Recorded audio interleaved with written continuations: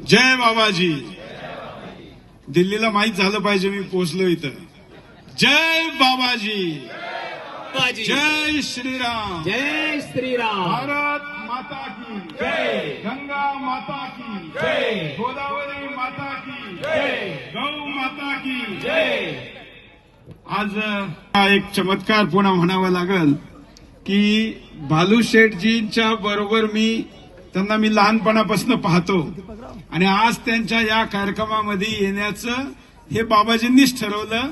नाशिकचा कार्यक्रम नव्हता, आज शिर्डीत लँड व्हायचं होतं, उद्या संभाजीनगरहून रिटर्न जायचं होतं, पण आज अचानक नाशिकला यायचं ठरलं.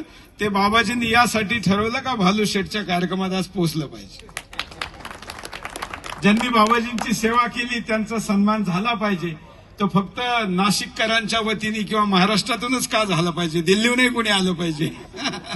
तर मी बाबाजींच्या परिवाराच्या वतीने, चव्हाणके परिवाराच्या वतीने आणि सुदर्शन परिवाराच्या वतीने भालूशेठ त्यांचा सगळ्या परिवाराचं अभिनंदन करतो. आज तसं तर कार्यक्रम हा भालूशेठच्या संबंधित आहे, पण आपण नाशिकमध्ये आहोत आणि नाशिकमध्ये कुंभमेळा होणार आहे.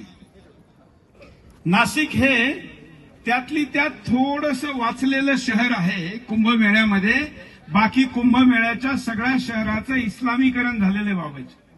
हरिद्वार तिथं कुंभमेळा होतो, तिथं आता हिंदू कमी झाला आणि मुसलमान 54% झाला. किती टक्के? 54%. म्हणजे मायनॉरिटीमध्ये आता हिंदू गेला. प्रयागराजचं नाव तर आधीच काय होतं, इलाहाबाद. आता योगी आल्यामुळे नाव बदललं, परंतु तिथंही पॉप्युलेशन मध्ये हिंदू घटत चाललेला आहे. नंतर उज्जैनची हालतही अशीच आहे. त्यातली त्यात महाराष्ट्रातलं नाशिक वाचलेलं होतं, पण नाशिकमध्ये सुद्धा आता मुसलमानांची संख्या खूप मोठ्या प्रमाणामध्ये वाढते आणि नाशिकचंही येत्या काळामध्ये मालेगाव होऊ शकतं अशी स्थिती झालेली आहे. होऊ देणार का? पण होतंय. इथं एवढे सगळे बसलेले भालू शेठचे तर 4 अपत्य असं माझ्या लक्षात आलं. 2 मुलं 2 मुली. 4 वाले किती जण आहेत जरा हात वर करा बरं. 4 मुलं ज्यांना आहे. ही सगळी मागची पिढी आहे, या पिढीतलं कोणी नाही. आणि हाच जर प्रश्न मुसलमानांच्या कार्यक्रमात विचारला असता तर कुठून संख्या सुरू झाली असती? दोन्ही हाताने आणि बोटानी 10. आपण हसतो ह्या गोष्टीवर, पण संख्याच ठरवते का देशावर कब्जा कोणाचा होणार, शहरावर कब्जा कोणाचा होणार. आता नाशिक जिल्हा खास करून जिथं आपण आहोत या भागामधल्या लोकांना पैशाची कमी आहे म्हणून मुलं नाही होऊ देत. असं आहे का? पैसा कमी आहे, कसं सांभाळणार, अशी अडचण आहे म्हणून मुलं होऊ देत नाही, अशी स्थिती आहे का? अगदी एखाद्या ग्रामीण भागात जिकडे पाऊस पाणी नाही, हे नाही, तिकडे मी समजू शकतो, असं असू शकतं. मी मधी सिन्नर तालुक्यातल्या एक गावात मोठा कार्यक्रम होता, सोमठाणे. गोदावरीच्या किनाऱ्यावर आहे, पाणी भरपूर आहे सगळे. मी सहज विचारलं, म्हटलं किती टक्के मुलांचं लग्न होत नाही, तर त्यांनी सांगितलं 40% मुलांचं लग्न होत. तुमच्याकडे ही टक्केवारी कमी असेल, पण आहे ना अशी संख्या. हिंदू लग्न लवकर करत नाही, ज्यांनी केलं पाहिजे त्यांचं होत नाही, केलं तरी मुलं होऊ देत नाही. असं जर झालं तर दोन हिंदू जर समाजाला परत देणार नसतील तर संख्या घटेल का नाही? मग उद्या हे आश्रम चालवणार इथे येणार कोण? पाकिस्तानमध्ये सुद्धा खूप मोठमोठे आश्रम होते, कारण पाकिस्तान हा त्या काळातला हिंदुस्थानचा पश्चिम हिंदुस्थान होता आणि त्या पश्चिम हिंदुस्थान हा सगळ्यात संपन्न होता, कारण सिल्क रूट त्याला म्हणतात, युरोपकडे जाणारा बिझनेस तिकडनं व्हायचा. पण हिंदू गेला तर आता पाकिस्तानमध्ये मंदिर आहे का?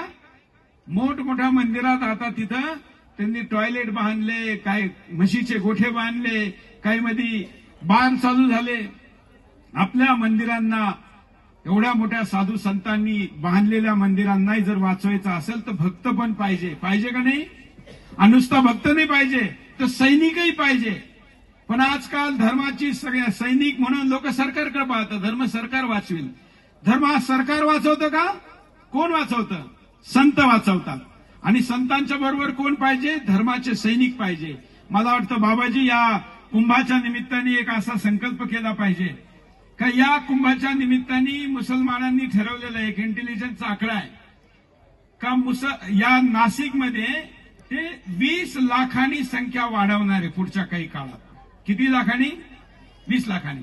एक आकडा तुम्हाला सांगतो. मी पत्रकार आहे, आकड्यामध्ये बोलतो आणि बाबाजींकडे ते पुस्तक आजकाल बाबाजी वाटताय त्यात हे सगळं लिहिलेलं आहे.